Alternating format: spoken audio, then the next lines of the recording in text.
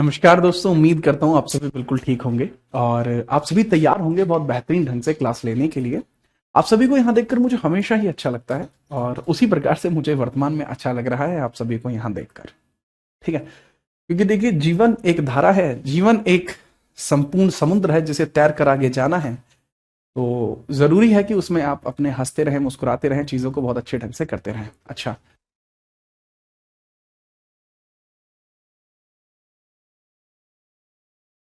चलिए, तो बड़ा अच्छा लगा मुझे आपको यहाँ देखकर। क्लास को स्टार्ट कर रहे हैं तो जितने भी छात्र आए यहाँ पर तो मुझे बड़ा अच्छा लगा। एक बार बता दूं कौन कौन क्लास के अंदर आ चुके हैं। विनोद है, मनीषा है, काजल है, अक्षिता है, आकांक्षा है, सर्वेश है, कविता है, निभा है, ठीक है, स्वाति है, सपना है और भी बहुत बहुत सारे बच्चे क्लास के अंदर आ चुके हैं। आप सभी छात्रों को यहाँ देखकर मन से एक ही बात निकलती है, चलिए क्लास को स्टार्ट करते हैं। प्राचीन इतिहास बहुत खास। तो अगर मैं बात करूं प्राचीन इतिहास के सिलेबस को, तो भाई प्राचीन इतिहास के सिलेबस में जो हमारा पूर्व ऐतिहासिक समय था, स्टोन एज था, कैसे था, क्यों था, वो हम कर रहे थे। अब इसी के अंदर एक समय की शुरुआत होती है जिसको कहा जाता है कॉपर एज। तो अब कॉपर एज की स्टार्टिंग होगी तो फटाफट से रेडी हो जाएगी। किस चीज की स्टार्टिंग होगी? कॉपर एज की स्टार्टिंग होगी। अच्छा, मैंने यहाँ इनके बारे में बताया कि पैलियोलिथिक पीरियड किस प्रकार से था। ठीक है, पूरे पैलियोलिथिक पीरियड को मैंने बताया कि इसके साक्ष्य हमें कहां कहां से देखने को मिले। इसके बाद मैंने आपको इसके रिलेटेड क्वेश्चंस के बारे में बताया। देन हम मेसोलिथिक एज पर आ गए। देन फिर मैंने आपको मेसोलिथिक एज की साइट्स के बारे में बताया, जैसे चौपानी माडो आपको देखने को मिला, इसके बारे में भी मैंने आपको बताया। एक बच्चा कह रहा था सर चौपानी माडो नहीं बताया। लाडले, ये देखो चौपानी माडो है, किसी बात करते हो आप। इसके बाद नियोलिथिक एज में क्या हुआ, कैसे हुआ, उसके बारे में चर्चा की, इस सब की चर्चा की। ऑस्ट्रिच के बारे में बताया कि भाई वो पूरा पाषाण काल का है, ऑस्ट्रिच है ना, बढ़िया। उसके बाद डिस्कवरी ऑफ फायर के ऊपर मैंने चर्चा की। ठीक है, इसके बाद मैंने आपको नियोलिथिक एज के अंदर जो स्थान है उनके बारे में चर्चा की। और इस सब को पूर्ण करने के पश्चात आज मैंने कहा था कि अगर मैं डिवीजन की बात कहूं, ठीक है, एक सेकंड रुकना और ये देखना कि जो डिवीजन मैंने अपने हाथ से डिवीजन किया है मैं उस डिवीजन को ही मान्य मानता हूं। तो ये वाला जो हिस्सा है ना भाई, आपका बहुत ध्यान से समझना, बहुत ध्यान से। जो पाषाण काल है, प्री हिस्टोरिक एज का पाषाण काल कंप्लीट हो गया है। तो अब प्री हिस्टोरिक एज का ताम्र काल हम स्टार्ट करेंगे, जिसको कैलियोलिथिक एज कहा जाता है या जिसको ताम्र काल बोलते हैं। ठीक है, चलिए। सर आग की खोज हो गई? आए हाय, आग तो उनकी बातों से लगती है जब वो मुस्कुरा के बोलती हैं। आए हाय चलो मजे मत लो बहुत ज्यादा, इतनी भी मजे ठीक ना है। ठीक है, हेडिंग डाल दीजिए। ठीक है, चलो। सर आप छत्रपति शिवाजी महाराज के बारे में नहीं पढ़ाते? भैया छत्रपति शिवाजी महाराज के बारे में मॉडर्न में पढ़ाता हूं मैं। ठीक है, अब यहां पे हेडिंग डाल दीजिए कांस्य युग, कॉपर एज कांस्य युग, हेडिंग डाल लीजिए। कांस्य युग हेडिंग डाल लीजिए, कॉपर एज, कांस्य युग, कॉपर एज, कांस्य युग या कॉपर एज, कांस्य युग या हेडिंग डाल लीजिए copper age, copper age, copper age, कांस्य युग, कॉपर एज। ठीक है, इसको कॉपर एज क्यों कहा जाता है? ये एक बड़ा सवाल होगा कि आखिरकार हम इसको ताम्र पाषाण युग क्यों कहते हैं। इसको कांस्य युग, कांस्य तो ब्रॉन्ज होगा, ताम्र युग, सॉरी, ठीक है, ताम्र, ताम्र पाषाण युग इसको क्यों कहा जाता है? ताम्र पाषाण युग इसको क्यों कहा जाता है? तो बाबू ताम्र पाषाण युग पता है क्यों कहते हैं? क्योंकि इस समय, क्योंकि इसी समय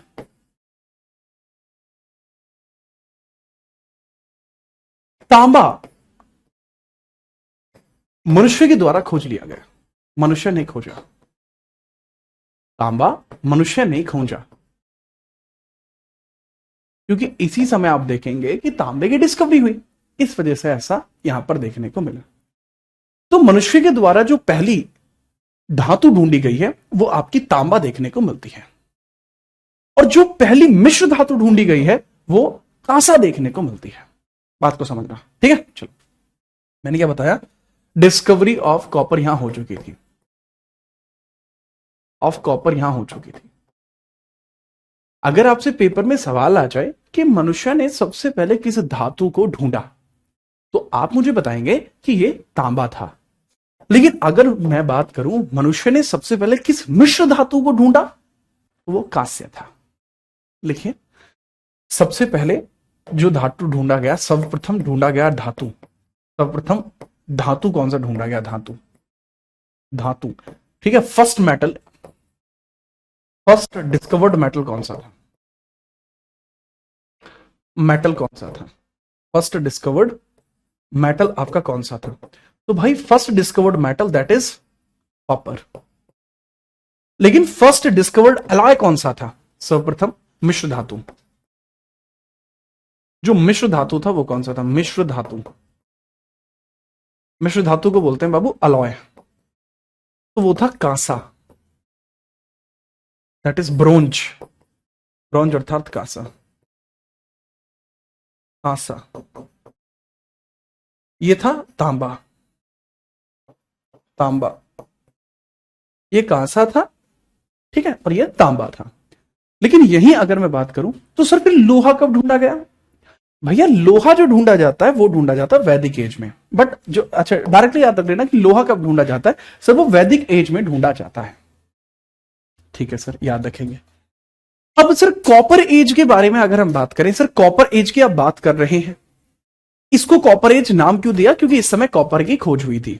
इसको चैल्कोलिथिक पीरियड के नाम से भी जाना जाता है, जिसको कैलोलिथिक बोलते हैं या चैल्कोलिथिक बोलते हैं। चैल्कोलिथिक,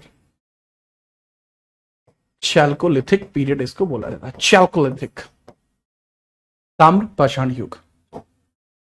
तो इसके बारे में ये जानकारी मिलती है। इसका जो टेन्योर है वो 3000 से लेकर 2000 के बीच में आता है। इसका जो कार्यकाल है, या इसके बारे में अगर हम बात करें, इसके अवशेष कितने पुराने हैं? इसके अवशेष कितने पुराने हैं? कितने पुराने हैं? अवशेष कितने पुराने हैं? ठीक है, तो इसका टाइम पीरियड कितना हो सकता है? टाइम पीरियड, तो बाबू इसके जो टाइम पीरियड है ना, वो लगभग लगभग आपका 3000 से लेकर 2000 बीसीई के अधीन है। बीसीई के अधीन है। अब वही बात है कि बीसीई क्या है, तो ये पहली क्लास में मैं आपको बता चुका हूं, ठीक है, वो मैं पहली क्लास में आपको बता चुका हूं। याद रखेंगे, बहुत बेहतरीन, बहुत ही बेहतरीन, मजबूत। अब पता बात क्या होती है, ताम्र काल जब हमारा शुरू हुआ तो उसमें कोई एक संस्कृति नहीं थी, बहुत सारी संस्कृतियां थी। कौन कौन सी संस्कृति ऐसी थी जो इस युग में आपको देखने को मिलती है? जैसे बनास संस्कृति इसमें देखने को मिलती है, कायथा देखने को मिलती है। तो इस युग से संबंधित प्रमुख संस्कृतियां, इस युग से संबंधित प्रमुख संस्कृतियां, इस युग से संबंधित, युग से संबंधित प्रमुख संस्कृतियां, संस्कृतियां। तो इस युग से संबंधित प्रमुख संस्कृतियां, मेजर संस्कृतियां रिलेटेड टू दिस एरा। तो आप इस चीज को लिखेंगे, मेजर सिविलाइजेशन। संस्कृति का मतलब है सिविलाइजेशन। जैसे आप कहते हो ना कि बिल्कुल सभ्यता नहीं है तुम्हें, है बिल्कुल संस्कृति नहीं है तुम्हारी, क्या संस्कृति है तुम्हारी? तो वो जो बात आती है वो संस्कृति होती है। तो इसमें आप लिखेंगे कि वो संस्कृति कौन सी है। तो मेजर सिविलाइजेशन,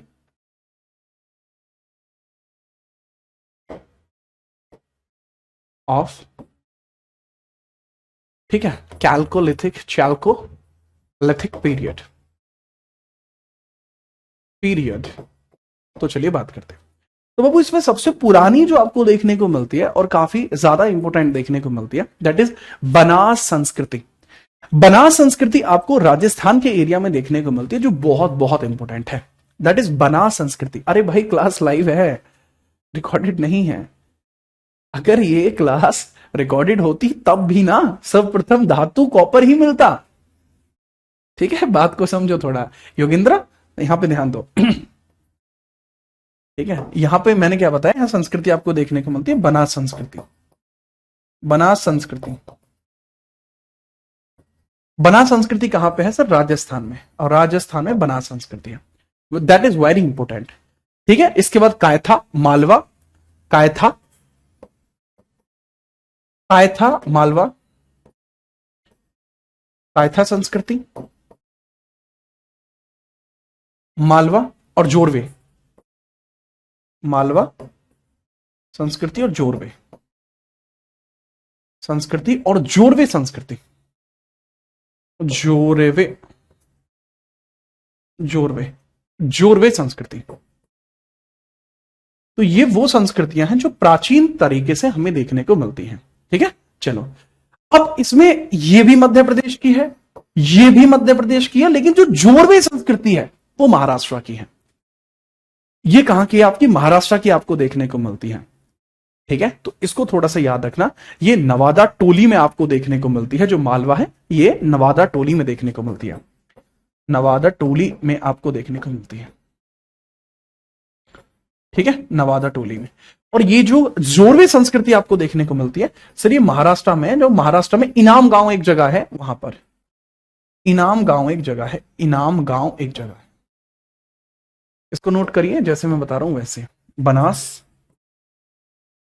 बनास संस्कृति है तो बनास सिविलाइजेशन, यहां कायथा, कायथा, और यहां मालवा, और यहां जोरवे। ठीक है, तो इनको फटाफट नोट करो।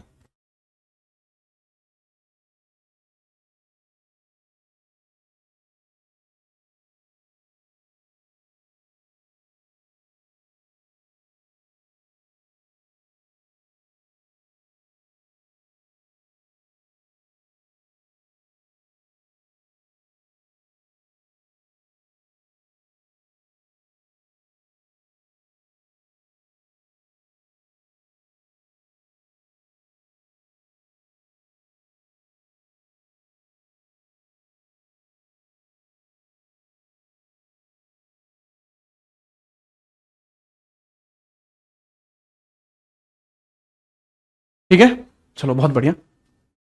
अब इसी में जो आपको देखने को मिलती है, इसी में आपको सिंधु घाटी सभ्यता भी देखने को मिलती है। ठीक है, चलो तब सारी बातें आपको ये समझनी है कि ये जितनी भी संस्कृतियां आपको देखने को मिलती हैं, ये सारी की सारी संस्कृति वो हैं जो आपको ताम्रपाषाण युग के अधीन देखने को मिलती हैं। अब इन सब के बारे में चलिए हम नेक्स्ट पेज पर बात करते हैं कि इनकी बातें किस तरीके से रहेंगी। बनास कहां पर है? बनास राजस्थान, राजस्थान भाऊ, ये राजस्थान है रे। ये लो जी, क्या है? ये राजस्थान है। ठीक है, चलो आगे बढ़िए। इसके बाद हम बात करते हैं इसी के बारे में नेक्स्ट, कि भाई इसके बारे में कई बार आपसे डाउट पूछे जाते हैं। ठीक है, अलग अलग लोगों के द्वारा कहा जाता है। तो कई बार समय सीमा का निर्धारण कार्बन डेटिंग C14 के द्वारा किया जाता है। ये बात आपने सुनी होगी, नहीं सुनिए तो आप सुनिए। ठीक है, समय सीमा का निर्धारण। ठीक है, कोई सभ्यता कितनी पुरानी है, कोई सभ्यता कितनी पुरानी है, कोई सभ्यता कितनी पुरानी है। How much a civilization is old, how much a civilization is old, civilization is old, how much a civilization is old,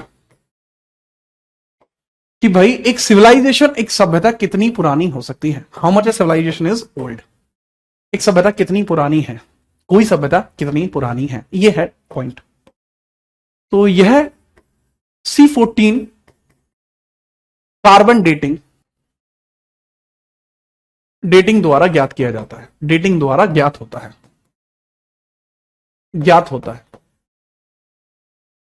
अब ये कार्बन डेटिंग कैसे कर लेता है, क्या है ये प्रोसेस बेसिकली? चलिए देखो, मेरी बात को बहुत ध्यान से समझना। ये कार्बन डेटिंग आखिरकार क्या प्रणाली है? कार्बन डेटिंग में क्या होता है? यह एक प्रक्रिया है, यह एक प्रोसीजर है, यह एक प्रक्रिया है, प्रोसेस है। इसमें क्या होता है, जितने भी अवशेष मिले हुए होते हैं उस समय के अवशेषों में देखा जाता है कि कार्बन एटम कितने पुराने हैं। कुंदू मेरे भाई, इसमें क्या देखा जाता है कि भैया जो भी अवशेष मिलते हैं, प्राप्त अवशेषों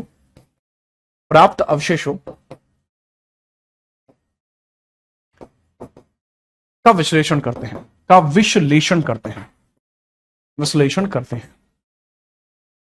प्राप्त अवशेषों का विश्लेषण करते हैं, तब जाके हमें पता लगता है कि भाई वो चीज कितनी पुरानी है।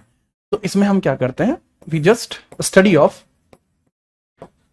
ठीक है, evidences, archaeological evidences, logical evidence, कि जैसे अब जैसे मान मेरी कार्बन डेटिंग हो सकती है? बिल्कुल हो सकती है। मैं कार्बन का बना हुआ हूं, ठीक है, मैं कार्बन का बना हुआ हूं, इसलिए मेरी कार्बन डेटिंग हो सकती है।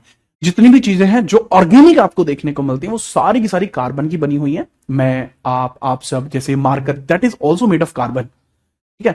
तो इन सब की कार्बन डेटिंग हो जाएगी, किसका? कार्बन के एटम्स जो हैं वो कितने पुराने हैं, ठीक है। अब ये बात आती है कि सर C14 जो टेक्नोलॉजी है कब आई थी? भाई ये 1940 में डिस्कवर की गई थी मार्टिन कार्नन के द्वारा, मार्टिन कैमन के द्वारा 1940 में मार्टिन कैमन ने मार्टिन कैमन के द्वारा इसकी खोज की गई थी। मार्टिन कैमन के साथ साथ सैमुअल रूबेन भी साथ में थे। सैमुअल रूबिन भी साथ में थे। सैमुअल रूबिन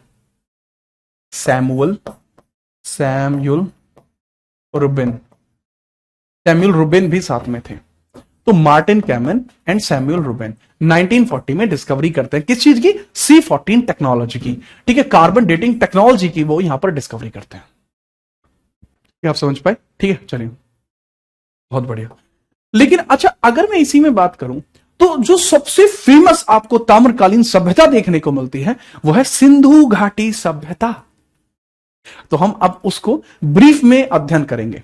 तो अब हम उसका ब्रीफ में एकदम, या ब्रीफ छोड़िए उसको ना, हम बहुत बेहतरीन तरीके से उसका अध्ययन हम करने वाले हैं, ठीक है, उसको बेहतरीन तरीके से हम अध्ययन करने वाले हैं। तो उसकी सबसे विशेष सभ्यता के तौर पर हम सिंधु घाटी सभ्यता को देखते हैं। अब हम उसी की चर्चा करेंगे। हाँ सर, जैसे CID वाले पता लगाते हैं कोई चीज कितनी पुरानी है। CID से कभी तो बाहर आ जाओ। CID, ठीक है सर। ये कह रहा है सर सेल्स का क्या? अरे भाई, सेल्स से तो बने ही होते हैं हम सब। ह्यूमन ऑर्गन्स का जो सबसे यूनिट डिजिट है दैट इज सेल। सेल मिलकर टिश्यू बनाते हैं, उसके बाद टिश्यू यानी ऊतकों से हमारे शरीर के हिस्से बने होते हैं। सर रामायण का टाइम पीरियड क्या है भैया? रामायण भी मैं आपको बताऊंगा, उसमें मैं बताऊंगा मंगल भवन मंगलहारी द्रवहु सुदसरित अचिर बिहारी। लेकिन वो तब बताया जाएगा जब आप शांति रखेंगे। अभी सभ्यता, अभी लिखना पढ़ना शुरू नहीं हुआ है। अभी लोगों को पता ही नहीं है कि लिख भी पढ़ सकते हैं। अभी तो चीते बने घूम रहे हैं लोग भाई, समझो आप। आगे बढ़िए। तो इसकी सबसे पुरानी सभ्यता हमें देखने को मिलती है इंडस वैली सभ्यता, इंडस वैली सिविलाइजेशन। अच्छा, इसके बारे में अभी ये लिखा हुआ है कुछ, इसको अभी आप ध्यान नहीं देंगे, सीधे तौर पर आप यहां पर जो मैं बताऊं उस पर सीधे ध्यान दीजिए, ठीक है। इसको मैं एक बार मिटो देता हूं, ये वाले हिस्से को, अब सीधा ध्यान दें इसमें। सिंधु घाटी सभ्यता, आप हेडिंग डाल लेंगे सिंधु घाटी सभ्यता, सिंधु घाटी सभ्यता। सभ्यता की बात करते हैं इंडस वैली। इसके कुछ अन्य नाम भी हैं, इसके कुछ अन्य नाम भी हैं जिसके बारे में हम बात कर रहे हैं। इसके अन्य नामों के बारे में बात करिए। इसको हम कांस्य सभ्यता, प्रथम नगरीय सभ्यता, इसको हम कांस्य सभ्यता, अन्य नाम है ये इसके, अन्य नाम, अदर नेम्स। इसको हम कांस्य सभ्यता, कांस्य सभ्यता, प्रथम नगरीय सभ्यता, प्रथम नगरीय सभ्यता, नगरीय सभ्यता, कांस्य सभ्यता, प्रथम नगरीय सभ्यता। तो एक तो कांस्य सभ्यता हो गया, दूसरा प्रथम नगरीय सभ्यता हो गया, सरस्वती सभ्यता, सुमेरियन सभ्यता, सरस्वती सभ्यता, सुमेरियन सभ्यता, सुमेरियन सभ्यता, सुमेरियन सभ्यता, और एक और नाम दिया जाता है मेहुला। मेहुला भी इसको कहा जाता है। क्या? मेहुला भी इसको कहा जाता है, मेहुला सभ्यता, मेहुला सभ्यता भी इसको कहा जाता है। अब एक बच्चा कह रहा है सर इसको हड़प्पा सभ्यता भी कह लो। भाई ऐसे तो मोहनजोदड़ो सभ्यता भी कह लो, है? ऐसे तो कालीबंगा सभ्यता भी कह लो, लोथल सभ्यता भी कह लो। दरअसल हड़प्पा इसका एक हिस्सा है, बड़ी सभ्यता है सिंधु घाटी सभ्यता। इसको सिंधु घाटी ही नाम क्यों दिया गया? दरअसल इस सभ्यता का जो विकास है, ठीक है। अच्छा, इसको मेहुला सभ्यता के बारे में कई बार पूछ लेते हैं कि इसको मेहुला सिविलाइजेशन कहां कहा गया है। मेहुला सिविलाइजेशन इसको हम कहां कहते हैं? भाई इसको मेहुला सिविलाइजेशन जो कहा जाता है वो मेसोपोटामिया में कहा जाता है। मेसोपोटामिया में इसको मेहुला सभ्यता कहा जाता है। ठीक है, चलिए आगे बढ़ते हैं। अच्छा, ये चीज आपने देख ली, बहुत बेहतरीन। ठीक है, अब इसके अंतर्गत हम यहां देखते हैं कि एक कह रहा है सिंधु के अवशेष कहां मिले। अरे कदी अभी मांग बढ़ेगा, कदी डट जा भाई, आगे आएगा। ठीक है, तो अब यहां पहले ध्यान दे लो यार, तुम मजे बहुत लेते हो तुम। चलो इंडस वैली सिविलाइजेशन के बारे में समझो कि इसके अंतर्गत कई सारी चीजें होती हैं। एक बार आपसे पूछ लिया जा सकता है कि भाई ये जो सभ्यता है इसके बारे में हमें बताइए, इसके बारे में हमें बताइए कि पूर्णतः इसको कितना पुराना माना जा सकता है, इसको कितना पुराना माना जा सकता है, इसकी जो एज है वो कितनी बताई जाती है, कितनी पुरानी है, कितनी पुरानी है।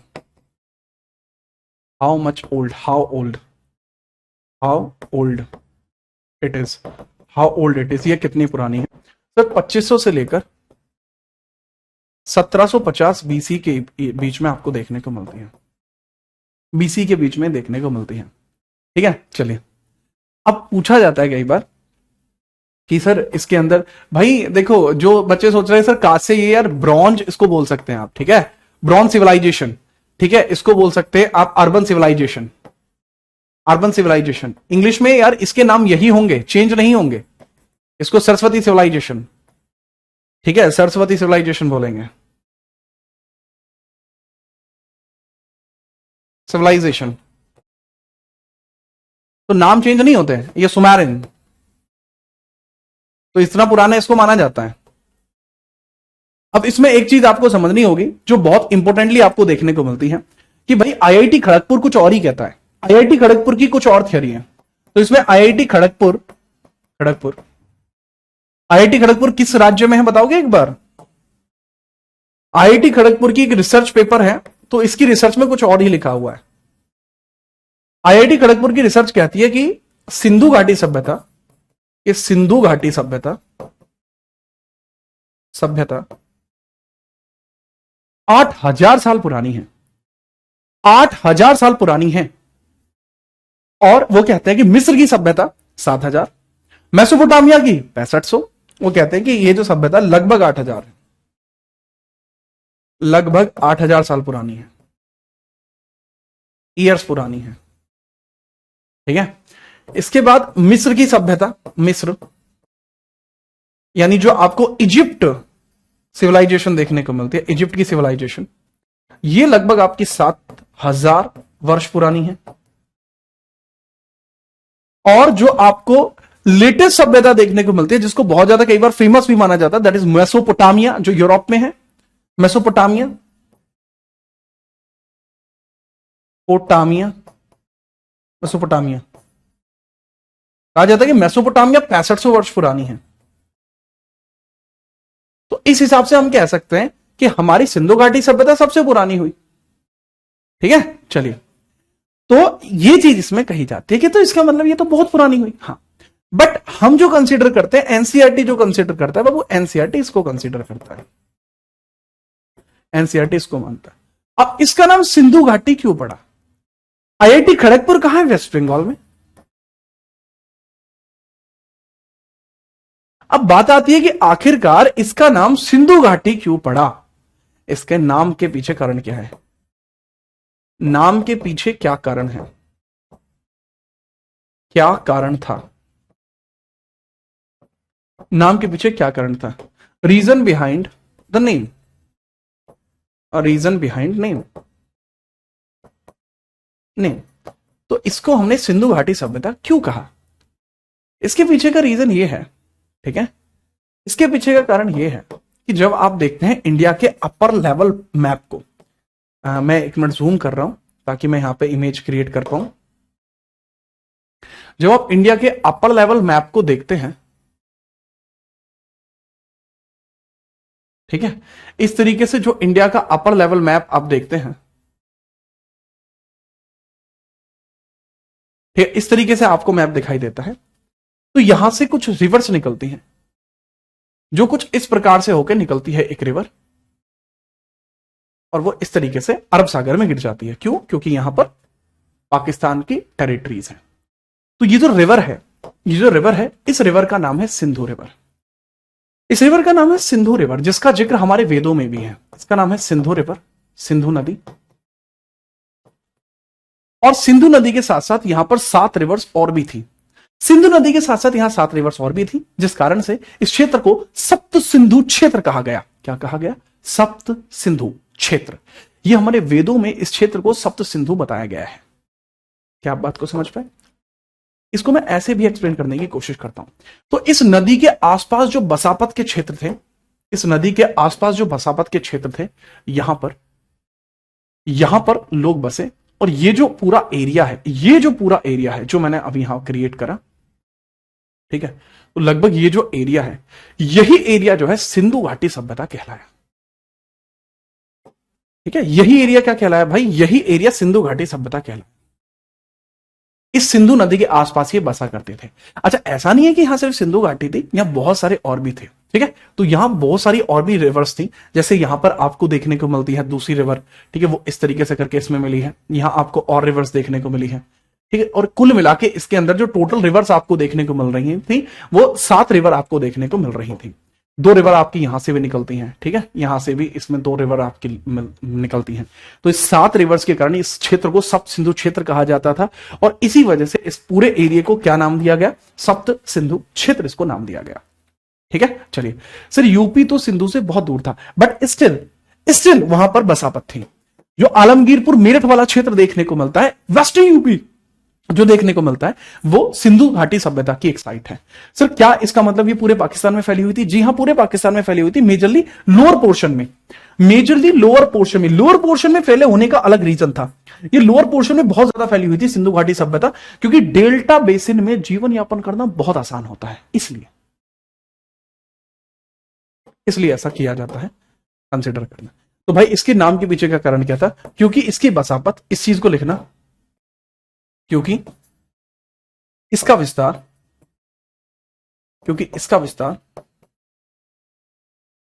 सिंधु नदी के किनारे हुआ। सिंधु नदी के किनारे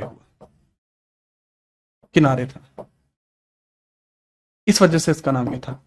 settlement was near by two Sindhu river. Settlement was near by two Sindhu river. Settlement was near by two Sindhu river. इस वजह से ऐसा होता है। नोट करिए इसको फटाफट से। ठीक है, चलो अब इसकी डिस्कवरी कैसे हुई, हम उस पर बात करते हैं। इसको नाम किसने दिया, कैसे मिला? फटाफट बताइए, नोट करिए, फिर मैं बात करता हूं आखिरकार हमें कैसे पता लगा कि सिंधु घाटी सभ्यता है, फिर मैं उसकी बात करूं। अगर आप थोड़ा सा धावस धर लोगे, धावस धरने का मतलब मेरा है क्या, मतलब थोड़ा सा अगर आप डट जाओगे ना, हल्का सा, मतलब आप डट गए, तो उसके बाद जितने भी आपके मन में डाउट आ रहा है ना, आपके मन में बहुत कम डाउट है अभी, उन सभी डाउटों को क्लियर कर दिया जाएगा। ठीक है, बहुत बढ़िया, आप ये नोट कर लीजिए। अब हम बात करेंगे आखिरकार सिंधु घाटी सभ्यता की खोज किसने करी थी। सबसे पहली वर्ष को चार्ल्स मैसन ने ढूंढा था। जॉन मार्शल ने नाम दिया था। जॉन मार्शल तो बहुत चिल्ड्रन आदमी है। ठीक है,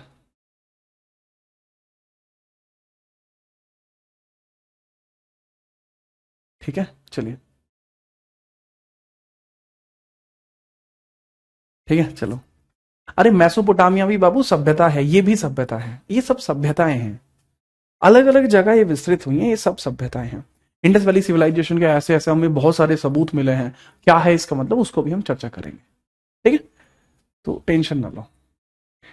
यहां पे हम बात करते हैं इंडस वैली सिविलाइजेशन के एक्सपेंशन या इसके हिस्ट्री के बारे में। यहां से इसके एक्सपेंशन की बात कर सकते हैं।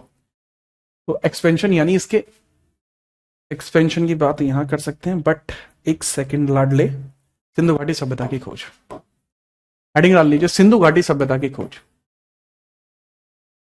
सिंधु घाटी सभ्यता की खोज, सभ्यता की खोज।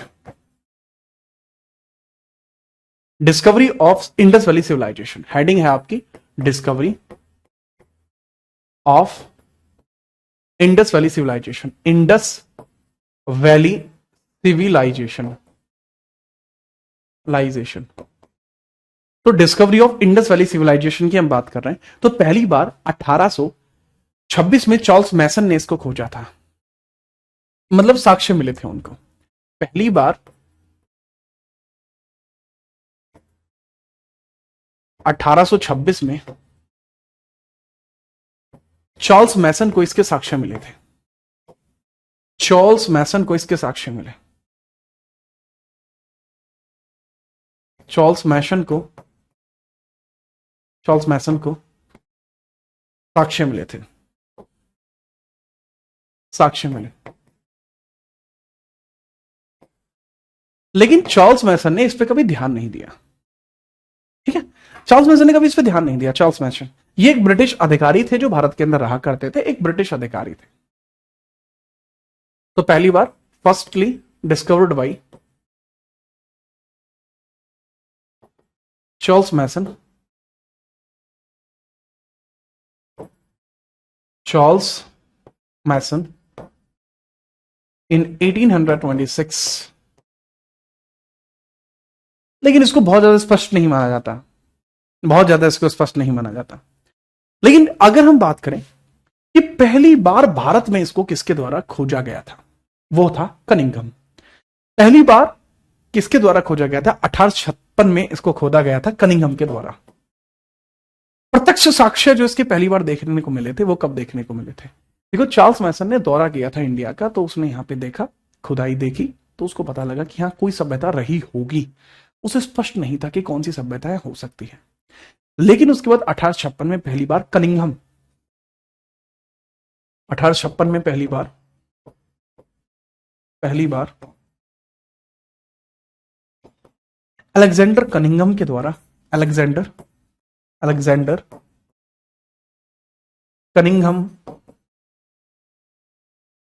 कनिंघम ने प्रत्यक्ष खोज की, डायरेक्ट इसमें डिस्कवरी की, प्रत्यक्ष खोज की। देखो, इसने खोज करी, वो उसके पीछे लग गया। ठीक है, मेनली इसके पीछे लग गया। तो इसमें जो हम विशेष मानेंगे वो विशेष मानेंगे इस आदमी को, वो विशेष मानेंगे हम इस आदमी को। ठीक है, विशेष मानेंगे हम इस आदमी को। तो मैंने बताया प्रत्यक्ष खोज की। तो 1856 Alexander Cunningham discovered it. Cunningham discovered this. तो पहली बार जो खोज की थी प्रत्यक्ष तौर पर वो कनिंघम ने की थी। ठीक है जी हाँ। तो यहां कनिंघम के द्वारा यहां पर खोज की गई। लेकिन याद रखना, सरकार को जो जानकारी दी है वो कनिंघम ने नहीं दी, वो बर्टन ब्रदर्स ने दी थी। सरकार को इसकी जो जानकारी है वो बर्टन ब्रदर्स ने दी थी। तो वो चीज भी आप यहां पर लिख लेंगे, बर्टन ब्रदर्स। सरकार को पहली बार जानकारी, सरकार को जानकारी, कौन सी सरकार को? ब्रिटिश सरकार को जानकारी। तो ब्रिटिश सरकार को जानकारी बर्टन ब्रदर्स ने दी थी, बर्टन बंधुओं ने दी थी, दी थी। इनको कैसे पता लगा?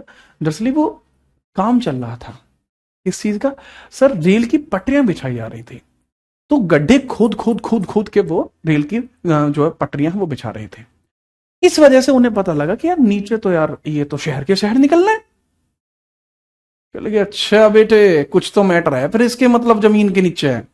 तो ज्यादा लोगों ने ध्यान नहीं दिया, बट बर्टन ब्रदर्स ने इसकी जानकारी ब्रिटिश गवर्नमेंट को पहुंचाई। तो ये बर्टन ब्रदर्स है, बर्टन ब्रदर्स।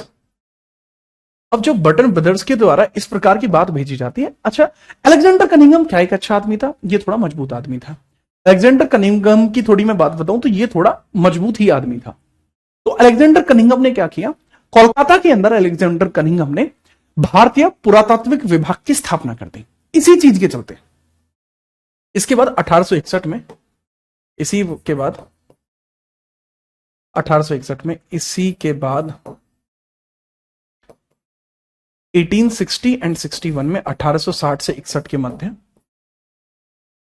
भारतीय पुरातात्विक विभाग की, ठीक है चलो, भारतीय पुरातात्विक विभाग की नींव रखी। भारतीय पुरातत्व विभाग की नींव रखी, ये नींव रखी गई,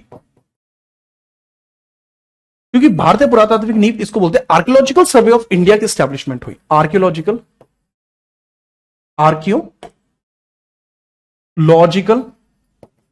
सर्वे ऑफ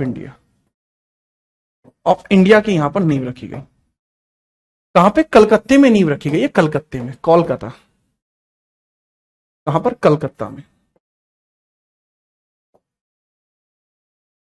कलकत्ता में नींव रखी गई, कोलकाता में। इसके पहले अध्यक्ष कौन थे? Alexander Cunningham. अलेक्जेंडर कनिंघम भी इसके अंदर प्रथम अध्यक्ष बनते हैं। प्रथम अध्यक्ष Alexander Cunningham, Alexander Cunningham, Alexander Cunningham.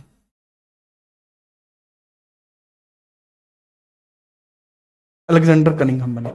इसी वजह से इनको भारतीय पुरातत्व का जनक कहा जाता है। इसी कारण से इनको क्या कहा जाता है? भारतीय पुरातत्व का जनक। इसी कारण से इनको कहा जाता है भारतीय पुरातत्व का जनक, इनको कहा जाता है इसी वजह से। ठीक है, याद रखना। Is known as father of Indian archaeology. इनको क्या कहा जाता है? Father of Indian archaeology. इसी वजह से इनको कहा जाता है father of Indian archaeology, father of Indian archaeology, archaeology, archaeology. भारतीय पुरातत्व का जनक इनको कहते हैं। क्या बोला भाई ने? भारतीय पुरातत्व का जनक, भारतीय पुरातत्व का जनक इनको कहा जाता है,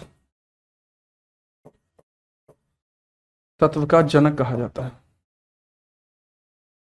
भारतीय पुरातत्व का जनक इनको कहा जाता है, फादर ऑफ इंडियन आर्कियोलॉजी इनको कहा जाता है। ठीक है, चलो नोट करिए। अलेक्जेंडर कनिंघम था कौन? यार भारत के अंदर रिसर्चर था एक, ही वॉज अ रिसर्चर था। चलिए फटाफट नोट करिए, फिर हम आगे बढ़ते हैं। फटाफट नोट कर दीजिए।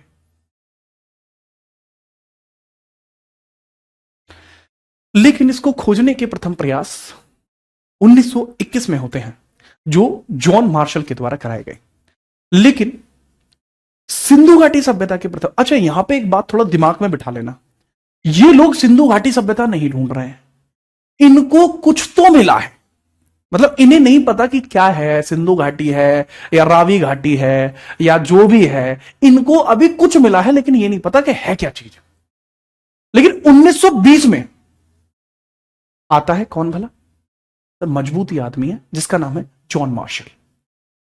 1920 में जॉन मार्शल के द्वारा कार्य को तेजी में लाया गया और उसके बाद यहां पर खोज होती है एग्जैक्टली इसी की। इस वाले पेज को मैं हल्का सा छोटा कर रहा हूं और इसी के नीचे इस वाली चीज को मैं लिख दे रहा हूं। लेकिन ये देखो जादू वादू भी और आवे मुझे, तुम हल्के में ले रहे हो। ठीक है चलिए इसमें आप लिख लेना यही चीज इंपॉर्टेंट। लिखिए 1920 और 21 के मध्य, 1920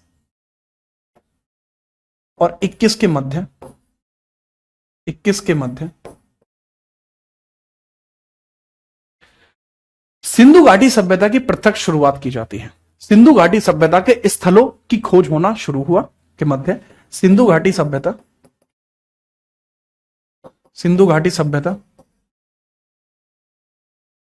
के लिए प्रयास प्रारंभ हुए, प्रयास हुए। ठीक है, चलिए सफल प्रयास हुए के लिए सफल प्रयास हुए, सफल प्रयास हुए, सफल प्रयास हुए, सफल प्रयास हुए। तो सक्सेसफुली फाउंडेड आईवीसी साइट्स। ठीक है, successfully got IVC sites, IVC sites. तो यहां आईवीसी साइट्स को पूर्णतः ढूंढ लिया गया 1920 और 21 के मध्य। और इस समय भारतीय पुरातत्व का जो अध्यक्ष था वो जॉन मार्शल था। इस समय एएसआई का अध्यक्ष, ASI archaeological survey of India का अध्यक्ष जॉन मार्शल था। जॉन मार्शल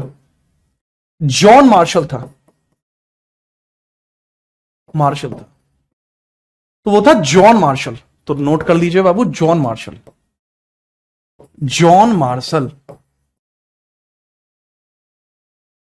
जॉन मार्शल था। नोट करिए जॉन मार्शल के बारे में, ठीक है, इसको नोट करिए जॉन मार्शल के बारे में,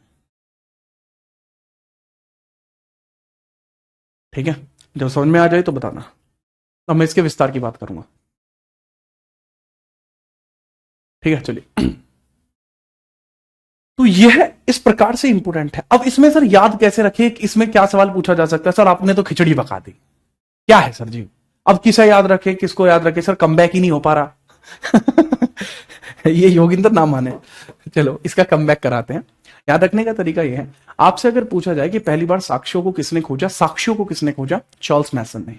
पूछा जाए कि पहली बार जो मतलब ऐसा कौन व्यक्ति है जिसको पहली बार प्रत्यक्ष खोज की जाती है, जिसके द्वारा एविडेंसेस प्राप्त किए जाते हैं, तो प्रत्यक्ष खोज डिस्कवर किया था इसने, नाम है अलेक्जेंडर कनिंघम। सरकार को जानकारी किसने दी? बर्टन ब्रदर्स ने दी थी, और 1856 में दी थी, 1856 में दी थी, 56 में दी थी। दूसरा, भारत में पुरातत्व विभाग की नींव किसने रखी है? कलकत्ता में रखी गई थी 1860 और 61 के मध्य, अलेक्जेंडर कनिंघम में रखी थी। इसके बाद अगर हम बात करें 1920 और 21 के मध्य सिंधु घाटी सभ्यता के लिए सफल प्रयास हुए थे, वो प्रयास किसने किए थे? जॉन मार्शल ने किए थे, जॉन मार्शल ने किए थे। बात आई समझ में? तो ये थोड़ा ना हल्का सा थोड़ा बोरिंग पार्ट हो सकता है। अब हम इसके बाद आगे बढ़ते हैं, ये नोट आपने कर दिया होगा। तो सिंधु घाटी सभ्यता के विस्तार की हम बात करते हैं, हम सीधी बात करते हैं सिंधु घाटी सभ्यता के विस्तार की, सिंधु घाटी सभ्यता के विस्तार की हम बात करते हैं, है ना बाबू? ठीक है। चलिए, सिंधु घाटी सभ्यता के विस्तार का उल्लेखन कीजिए। अब हम इसके विस्तार का उल्लेखना करते रहे हैं, ठीक है। चलो चलिए भाई, इसके विस्तार को देखते हैं। ये सिंधु घाटी सभ्यता का विस्तार है, हेडिंग डाल लीजिए, सिंधु घाटी सभ्यता का विस्तार। सिंधु घाटी सभ्यता का एक्सपेंशन अर्थात विस्तार, कि यह कहां से कहां तक फैला हुआ था। सर जी एक बात बताऊं आपको, ये मांडा जम्मू कश्मीर तक फैला हुआ था नॉर्थ में, तो आप इस तरीके से इसका विस्तार बनाएंगे, ठीक है। मांडा, मांडा में फैला हुआ था, जम्मू एंड कश्मीर में फैला हुआ था, ठीक है। इधर अगर मैं बात करूं सदर्न पोर्शन के अंदर, अगर मैं बात करूंगा तो यहां दायमाबाद तक फैला हुआ था। कहां तक फैला हुआ था? साउथ के अंदर दायमाबाद तक फैला हुआ था, जिसको दायमाबाद लिखते हैं, दायमाबाद, दायमाबाद तक फैला हुआ था। इधर साइड में अगर मैं बात करूं कि सर ईस्ट की तरफ वो कहां तक फैला हुआ था? आलमगीरपुर उत्तर प्रदेश तक फैला हुआ था, आलमगीरपुर उत्तर प्रदेश, आलमगीरपुर यूपी, आलमगीरपुर, आलमगीरपुर तक फैला हुआ था, जो यूपी में आपको देखने को मिलता है। एंड यहां अगर मैं बात करूंगा तो यहां बलूचिस्तान तक फैला हुआ था, जो वर्तमान में सुतकांगडोर का जो पॉइंट है वहां तक, सुतकांगडोर तक फैला हुआ था। सुतकांगडोर जो आपको देखने को मिलता है वर्तमान पाकिस्तान में, सुतकांगडोर तक फैला हुआ था। ये मांदा तक फैला हुआ था जम्मू कश्मीर में। तो कई बार पूछ लेते हैं कि इन पॉइंटर्स पे फैला हुआ था, क्या यहां पर किसी प्रकार की कोई नदी देखने को मिलती थी? बिल्कुल देखने को मिलती थी। या चिनाब देखने को मिलती थी, चिनाब, या चिनाब रिवर आपको देखने को मिलती थी, चिनाब नदी देखने को मिलती थी। यहां आपको हिंडन नदी देखने को मिलती है, जो आज भी है, हिंडन नदी है। यहां आपको प्रवरा नदी देखने को मिलती है, प्रवरा नदी, प्रवरा नदी देखने को मिलती है। दरअसल ये जो प्रवरा नदी है यह गोदावरी की सहायक है, ये गोदावरी की सहायक है, गोदावरी की सहायक है, सहायक क्या बाबू? ये गोदावरी की सहायक नदी आपको देखने को मिलती है। और सुतकांगडोर की अगर मैं बात करूंगा कि सुतकांगडोर किस प्रकार से है जी, सर ये सुतकांगडोर जो है इसके पास आपको दाशक नदी देखने को मिलती है, दाशक नदी आपको देखने को मिलती है, दाशक रिवर देखने को मिलती है, दाशक नदी देखने को मिलती है। बहुत बढ़िया, शाबाश, ठीक है। चलो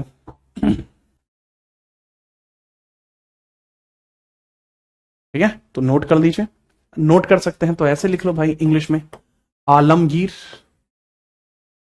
आलमगीरपुर, आलमगीरपुर मेरठ में है, मेरठ क्षेत्र में है ये, ठीक है। तो नोट कर लीजिए, बहुत इंपॉर्टेंटली आप इसमें नोट कर देंगे, कोई दिक्कत आपको मेरे ख्याल से नहीं आएगी।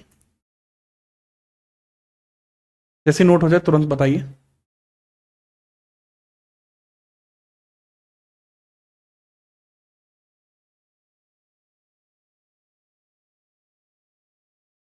ठीक है, ठीक है सर। इंटरेस्टिंग चैप्टर कौन सा है यार? मॉडर्न हिस्ट्री बहुत इंटरेस्टिंग है। इंटरेस्टिंग सारे हैं, आपको इसमें भी बहुत तगड़ा मजा आएगा। आप देखना, आप मतलब ये समझ लो कि तुम्हारे लिए वेब सीरीज का अरेंजमेंट की जरूरत नहीं पड़ेगी, आपको स्वाद आ जाएंगे। अब दैमाबाद में आपको देखने को मिलता है कहां पर? महाराष्ट्र में। महाराष्ट्र में जो अहमदनगर देखते हो ना, जिसका नाम अभी संभाजी नगर कर दिया गया, तो वहां पर आपको देखने को मिलता है संभाजी नगर। संभाजी नगर महाराष्ट्र में आपको दैमाबाद देखने को मिलता है। दैमाबाद आपको देखने को मिलता है यहां कहीं देखने को मिलता है। अच्छा, इसका डिजाइन देख के आपको क्या लग रहा है? अगर मैं इसके डिजाइन को एग्जैक्टली मैं एक्सपेंडेड करूं, अगर मैं इसके डिजाइन को एग्जैक्टली एक्सपेंड करूं, तो ये कुछ इस प्रकार से फैली हुई थी। ठीक है, इसके जो पॉइंट को अगर मैं इस तरीके से एक्सपेंड करूं, तो ये कुछ इस प्रकार से इसका जो एरिया था वो फैला हुआ था। तो इस पॉइंट को आप देखिए किस तरीके से बनाएंगे। सर ये वाला पॉइंट आप यहां जोड़ दीजिए। अरे भाई, ये वाला पॉइंट सर आप यहां जोड़ दीजिए, मैं ठीक है। ये वाला पॉइंट सर आप यहां जोड़ दीजिए, मैं ठीक है। ये वाला पॉइंट आप यहां जोड़ दीजिए, जो ये वाला पॉइंट यहां जोड़ दीजिए। तो एक तरीके से इसका अगर डिजाइन की बात करोगे, तो डिजाइन आपको किस तरीके से लग रहा है? इसका जो डिजाइन है वो किस प्रकार का है? सर इसका जो शेप है वो ट्राइंगुलर देखने को मिल रहा है। ठीक है, ट्राइंगुलर सा देखने को मिलता है। तो इसको हम बोलते हैं, कई बार से आकार पूछ लेते हैं तो त्रिभुजाकार आपको देखने को मिलता है, या इसको डायमंड शेप भी बोला जाता है। इसका विस्तार डायमंड शेप था, एक्सपेंशन इसका विस्तार यह है, डायमंड शेप बोला जाता है। डायमंड शेप बोला जाता है, डायमंड शेप। या कई किताबों में सम बुक्स ये भी कहती हैं कि त्रिभुजाकार था। सम बुक्स ये भी कहती हैं कि ये त्रिभुजाकार है, त्रिभुजाकार भुजाकार है, ट्राइंगुलर है। बट इसके लिए यार डायमंड शेप ज्यादा लग रहा है, ये डायमंड शेप मुझे ज्यादा लगता है। ठीक है जी हाँ, क्लियर जी हाँ। क्वाड्रिलेटरल बता रहा है, मैं तुम्हारा रोम्बस बना दूंगा, नोट नहीं कर रहे हो तुम? ठीक है, चल पेजियम लगना है। अच्छा, मानोगे नहीं तो बदमाशी पे उतर गए हो। ठीक है, अच्छा अगर मैं बात करूं यहां जितनी भी साइट्स हैं, उन सबके अंतर्गत आपको दो मुख्य टीले देखने को मिलते हैं। यानी जितने भी इसके अंदर जितनी भी साइट्स पाई गई हैं, उनके अंदर दो टीलों में विभाजित है, बट धौलावीरा में 3 टीले हैं। तो याद रखना, इसके अंदर जितनी भी साइट्स पाई गई हैं, इसके अंदर जितना भी एक्सपेंशन किया गया है, उसके बारे में याद रखना कि भाई एक्सपेंशन की बात तो ये रही कि जितने भी टीले इसके अंदर पाए गए हैं, वो सभी 2 पोर्शंस में हैं, एक ईस्टर्न टीला और एक वेस्टर्न टीला। ठीक है, एक पश्चिमी टीला, एक पूर्वी टीला, बट एक मध्य टीला देखने को मिलता है जो धौलावीरा में है, याद रखना। तो एक्सपेंशन की मैं बात करूं, इसके सभी जो मुख्य शहर हैं वो 2 टीलों में विभाजित हैं। ठीक है, या चलो मैं नेक्स्ट पेज पे लिख दूंगा इसको, ये लिख लिया आपने जी हाँ। अच्छा, तो मेरी बात को समझो, आज के लिए चीजें इतनी ही रहेंगी, बट मैं आपको कुछ दे रहा हूं, उसके बारे में थोड़ा समझना। इसका जो एरिया है, एक कह रहा है कि सर जी इसका क्या एरिया याद रखना जरूरी है? बहुत बढ़िया बाबू, एरिया जैसी जो चीजें हैं उनको याद रखना यहां पर जरूरी नहीं होता, लेकिन फिर भी अगर आप इसमें याद रखना चाहते हो तो 12,99,600 किलोमीटर स्क्वायर इसका जो एरिया है, मुझे नहीं लगता कि ये जरूरी है। 12,99,600 किलोमीटर स्क्वायर, 12,99,600 किलोमीटर स्क्वायर, लो भैया याद रख लो। बट मैं फिर कह रहा हूं, मुझे नहीं लगता कि ये जरूरी है। ठीक है, मुझे नहीं लगता कि ये जरूरी है, आप इसको याद रख सकते हैं। ठीक है जी हाँ, इसके समाज वगैरह की चर्चा हम कल करेंगे। ठीक है, समाज वगैरह की चर्चा हम कल करेंगे, लेकिन इसके अंतर्गत आपको कुछ ये पोर्शंस मैं आपको दे रहा हूं, इनको कृपया करके याद रख लेना। मैं खुद ही इस पर चर्चा करूंगा, मैं सिर्फ आपको इसलिए दे दिया है सो दैट कि आप हल्का सा रिवाइज कर लो। तो रिवीजन पीडीएफ है आपकी, रिवीजन कर देना। रिवीजन जब आप कल रिवीजन करके आओगे तो इसके बाद मैं आगे बात करूंगा। बाकी आपको हड़प्पा, मोहनजोदड़ो, सुतकांगडोर, चन्हूदड़ो, रोपड़, आलमगीरपुर, धौलावीरा, राखीगढ़ी, अब सर हिंदी वालों में नहीं बताया, बाबू टेंशन मत लो। ठीक है, ये सिर्फ आपके लिए पीडीएफ है, घर से आप पढ़ लेना, और बाकी मैं खुद आपको इसके अंतर्गत आपको बताऊंगा। ठीक है, टेंशन बिल्कुल मत लो।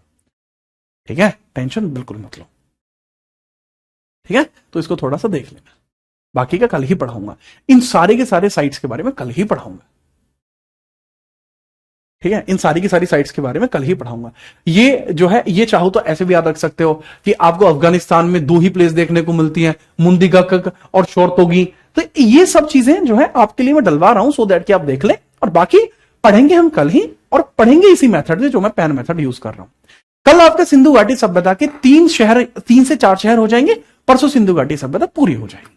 ठीक है, तो बहुत बढ़िया। अब मिलते हैं आपसे अगली क्लास में। हंसते रहिए, मुस्कुराते रहिए, खुश रहिए। ठीक है, कल मिलते हैं, तब तक के लिए जय हिंद, वंदे मातरम।